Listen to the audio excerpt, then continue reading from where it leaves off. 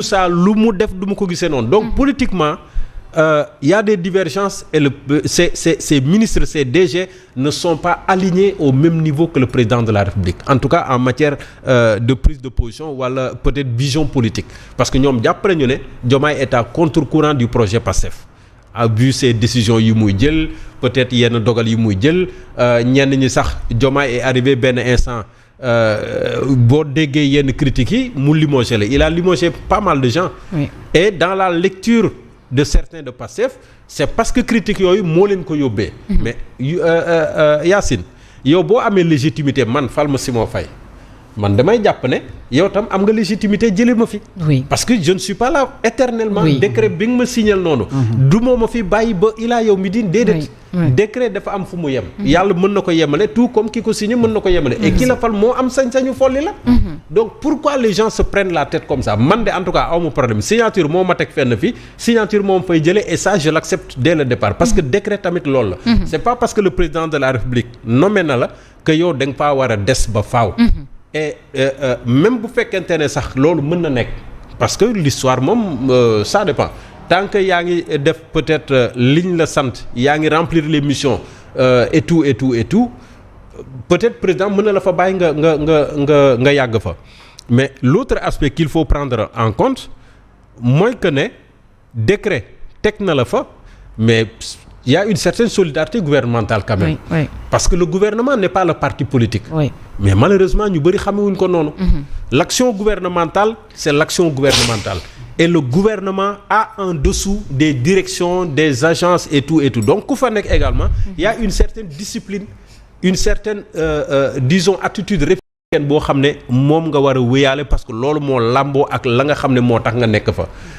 bu ci politique raxee nag mën na nekk leneen donc loolu la ci li ma comprendre moom la tribune souligné tey jii et di poser wu la question lan lay Diomaye di xaar parce que c'est vrai que am na ñu tëb benn mais am na ñu bëri ñoo xam ne ñu ngi fi y compris même dans le gouvernement que dirige Ousmane Sonko et Ousmane Sonko c'est le chef de parti Pastef et Pastef moom moo nekk au pouvoir na naka tey jii parce que ñoom ñoo fal président de la République ce qui amène également une autre interrogation peut-être par ricochet tribune peut se demander kañ la ñuy changer gouvernement oui kañ il y a pas que Diomaye lan lay xaar mais le contexte politique est-ce que may na ko est-ce que mayu ko Diomaye ban base politique la am pour war a mën a suba parce que bés bu dàkkee Ousmane Sonko moo koy def opposant et bu boobaa est-ce qu'il pourra faire face est-ce qu'il a l'appareil politique nécessaire pour faire face à Pastef ndax dinañ ca yegg ndax loolu lay doon on va laisser peut-être l'avenir nous juger mais c'est un problème très sérieux qu'il faut poser. Absolument. Alors Younouss. Oui Simon wax na ko Yacine. Problème yi je vais revenir un peu ci problème interne yi xam nga président mu ngi dans le Fouladou. Oui. jaar na zone Koungheul bi am na zone boo xam ne dañ fay bay ceeb. il était parti là-bas. Après le soir j'ai appelé un gars avec qui je communique tout le temps ñuy wax mu ne ma pourtant Younouss li ngeen di wax ci seeni plateau yi gis nañ ko de ma ne ko lan mu ne ma problème yu am au sommet de l'État on l'a vu ici. ma ne ko ci naka mu ne ma fii de mobilisation bi à part les gens les curieux. ou bien certains maires yoo xam ne bokkuñu sax ak Diomaye ñu ànd ak seeni délégation ñooñu la ñu gis. waa Pastef de gisuñu fii kenn. waaw boobu mu ne ma waaw mais xam nga loolu aussi rek ça témoigne des gens qui le constatent. dans oui mais bien sûr.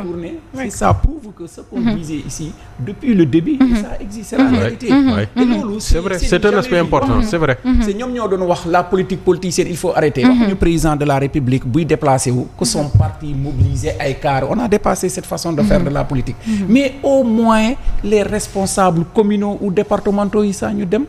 ñu def seeni délégation ñu xam ne ni président sax xam ne ni ñii ce sont les responsables communaux ou départementaux de mon parti mais France gisul kenn. Est-ce que waxuñu leen ñu toog. non mais évidemment c'est pour appuyer ce que Simon disait tout à l'heure mooy jafe-jafe yu am au sommet de l'État maintenant c'est au président de la République moom la ñuy fal c'est lui au bout du compte moom mooy nar a présenter un bilan c'est à lui de prendre ses responsabilité Yacine tribune s'est posé la question fii dañuy wax question bi moom moo ci gën a jekk pour tontu ko président qu'est-ce que vous attendez non tribune a dit ce que tout le monde pense tout bas voilà c'est ça maintenant président de la République il est le mieux approprié vraiment apporter la réponse moom la ñuy fal il n'a qu'à prendre ses responsabilités te Simon wax na lu am importance la solidarité gouvernementale. Oui. Au temps du PDS. Au temps de l'APR. Au moins on voyait des ministres même des PCA de simples responsables qui défendaient le gouvernement, qui défendaient des DG, qui défendaient le président de la République. Mais ici tel n'est pas le cas. Ils ont élu le gars ba pare fal ko. Sénégalais yi jàppal leen ñu fal ko les gens qui ont cru à leur projet ñu fal ko farine bu rafet. Mais finalement malheureusement qu'est-ce qu'on voit? Boobu ba léegi vraiment quand le président prend une décision on ne le respecte pas, on le chahute. Non, c'est inadmissible. C'est inadmissible. Aucun, à la limite, ça, on peut dire aucun respect pour le président de la République. Aucun respect à la limite, on peut dire. Mais c'est vraiment déplorable. Voilà, c'est vraiment déplorable pour le président de la République. Est-ce qu'on va continuer avec cette situation jusqu'à quand? Maintenant, c'est à lui de prendre ses responsabilités. Non, jusqu'à quand? L'idée dire dina am app quand même, hein?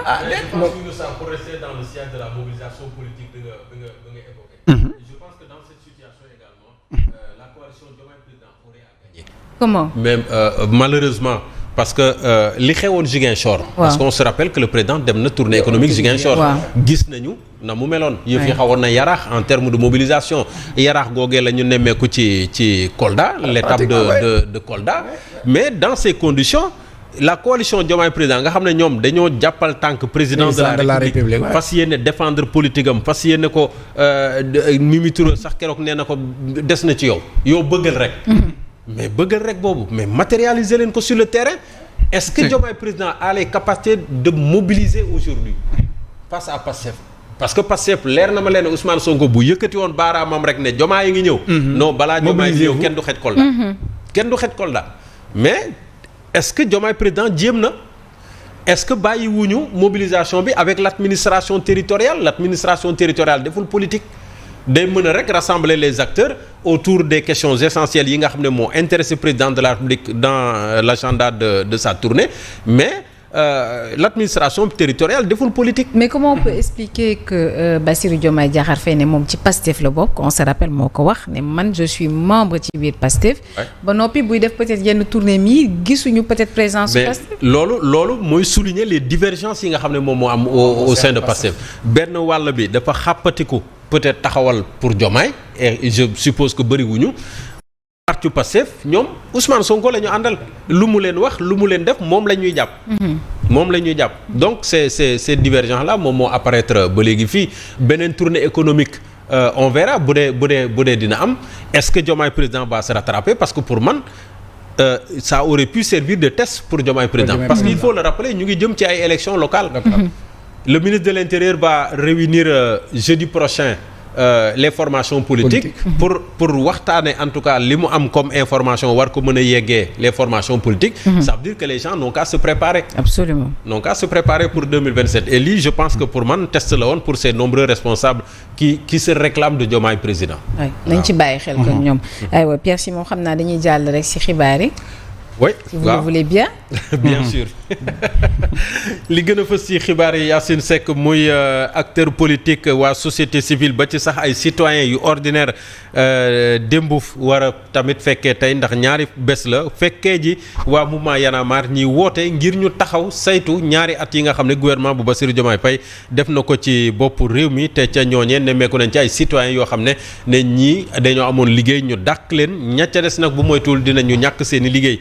te ñooñee sax ràññee nañ ci wala bokk ràññee nañu ci ñi ci teewoon démb Thierno Alassane Sall di député jiite tam parti bii di République des Valeurs nekkoon ministre de l'énergie ca jamonoy Macky Sall moom fekkee na bés bi nag démb moom nag la mu yëkkati kàddu di ko cokkarbe Ousmane Sonko njiitu Pastef mooy comme nee na nguuru Sénégal fexe na ba jotaat ci licence su bloc gazier bu nekk ca Kayar na fexe kon gaz ba nga xam ne moo fa ne comme partenaires yi dem nañu ba mu delluwaat ci loxo Sénégal na fexe ba ci ñetti at yi di ñëw gaz boobee mën a jëriñ Sénégal leneen ci wàllu xibaar président de la république mu nga wéy ca tournée économique ca Kolda président Bassirou Diomaye Faye démb tàmbali na liggéeyub tabax centre de santé bu moderne ca Médina Yoro Foulah centre de santé boobe nag ne fukki weer ak juróom-ñett ci lañ koy tabax war na am maternité war na am bloc opératoire ak service des urgences mboole seen fanweeri lal ak juróom dinañ ca nekk koppar gi nag toll ci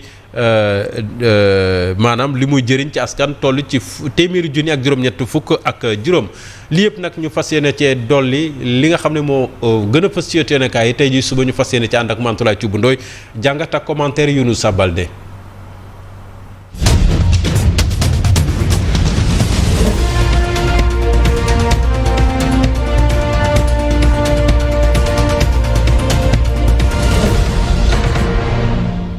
njëkkee ko ci commission bi ñu dénk wàllu loi décentralisation travail ak droits humains ci assemblée nationale woolu nañu seeni ay membre naka tey ji ci suba ngir ñu càmbar càkkutee fopp député yu Pastef ngir ñu soppi code électoral bi rawatina article yu L29 ak L30